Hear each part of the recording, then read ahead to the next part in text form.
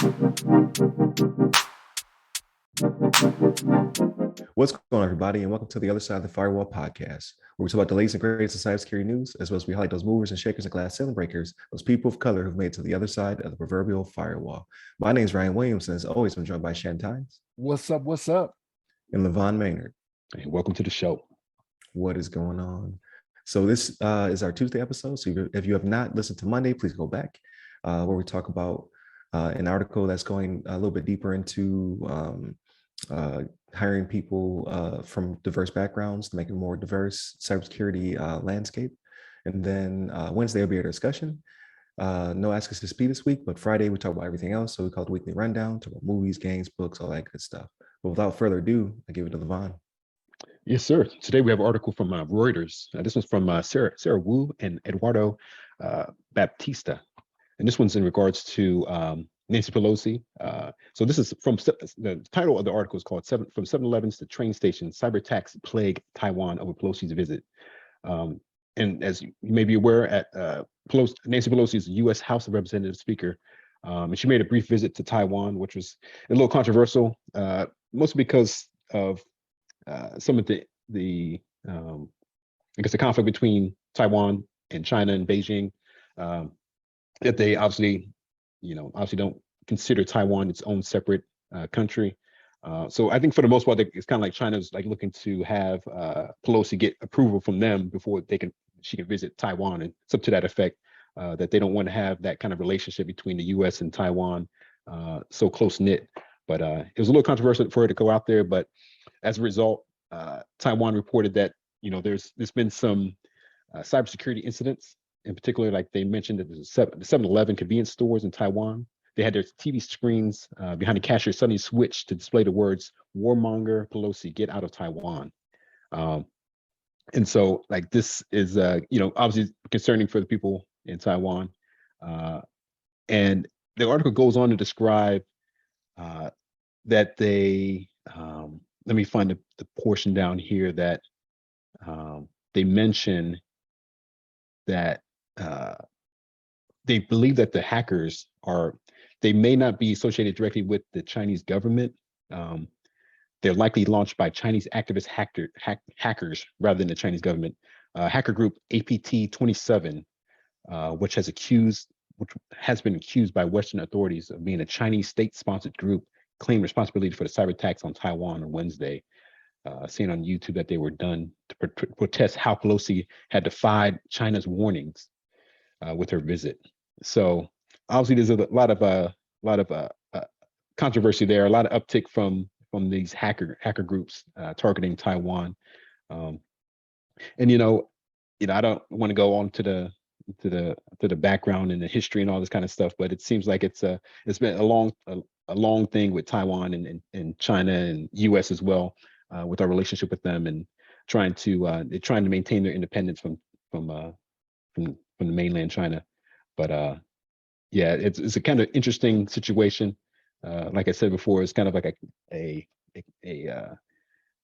controversial visit, to say the least. But it looks like they had some cyber attacks that were as a direct result of her visit. But I guess with that, I'll turn it over to you, Shannon, if you had some thoughts about this situation here. I do, actually. So when I first started reading this, right, I was like, man, if you're going to have a representative from the U.S. coming over, like, you figure you tighten up a little bit, right? This is what I thought when I first read it. I looked at the title, I started reading down. I was like, they had to know this was coming.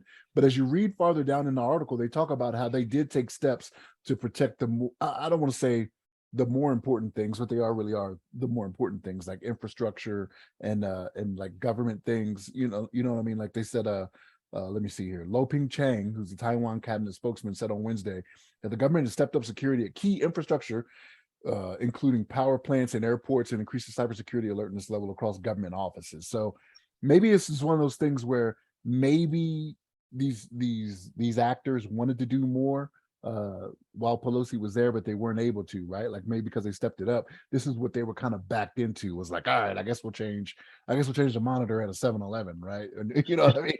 Right. Or something like that, right? Yeah, it's like, we'll do something, right? But it's more theater, than any real threat, right? So But they did have the wherewithal. Again, that's why you don't judge a book by its cover, right? You got to read all the way through and make sure you see it. Don't get preconceived notions like I did when I started reading this thing. But no, they did the right thing. They were like, hey, we took the steps to take care of what we needed to, what we thought was important. And this is just one of those things where, like, it's in passing, right? Like, nobody's really gonna, okay, you put some things up on a screen, that's whatever, right? The hope is that they didn't get to anything more serious and it comes out later, right? But that's not always a guarantee. But yeah, it was, like you said, LeVon, not going into the social part of it or the politics of it. Like, this is something that they knew when she was going to make that visit. Like, okay, we gotta get it straight, gotta tighten up.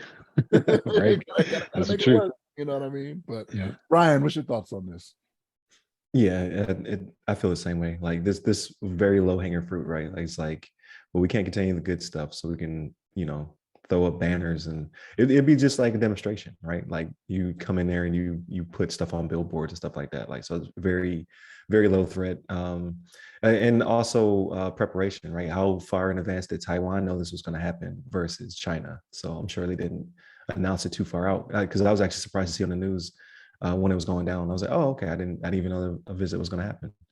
And not that I watch the news every day anyway, right? But you think something like this would have been on social media and things of that nature. I would have saw at least on Twitter or something, but it seemed to be pretty close hold until she arrived. So that also didn't give them an advantage to do too much prep beforehand. So all in all, I think it was a good job. And I'm sure they had a CERT team in conjunction with the US helping them out to make sure nothing crazy happened. There's no blackout and they don't disrupt any, media as it's taking place.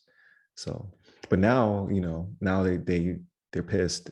So I would expect to see the games to ramp up a little bit more. Like, there'll probably be some more cyber attacks and things of that nature, just in the immediate future. I'm sure they're trying to hit power grids and gas stations and stuff like that, just to show how unhappy they are with the relationship and the campaign that's probably rolling out after it. So, but yeah, this is the way politics will happen from here on out.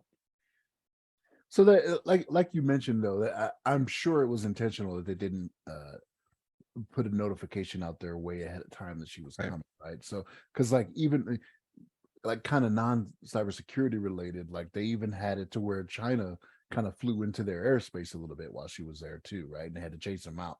So it was one of those things where, just imagine if they had 2 weeks notice, right? They'd be like, oh, okay, well, we're gonna plan to fly in this side and do all this stuff, and just it'd be more of a distraction. So yeah, man, you got to keep that stuff close hold, man. You can't be having Geraldo out there on TV talking about where she's going to be going and whatnot. That was Geraldo, right? Was that the Gulf War? I'm trying to remember what it was. I think it was Geraldo. Yeah, I think he was a war correspondent.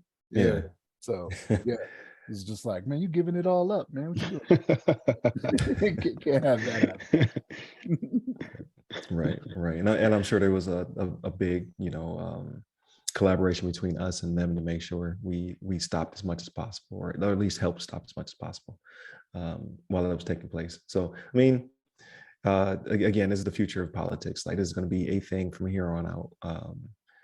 And that's why you need cybersecurity. You need people on the defense side, because there's a lot of attackers out there, but it's not a lot of defenders. But I think they did a good job. Like, with just 7-Elevens getting hit, right? Like, no offense to 7-Eleven, but like, she wasn't going there to get a Slurpee. So it it is what it is. Like, that didn't bother her at all. And then the people who are actually patrons of the establishment probably were very happy she was there, right? Because it just shows, it gives credibility to their independence. So, it is what it is. But with that being said, definitely hit up all of our social medias. They all go by our name.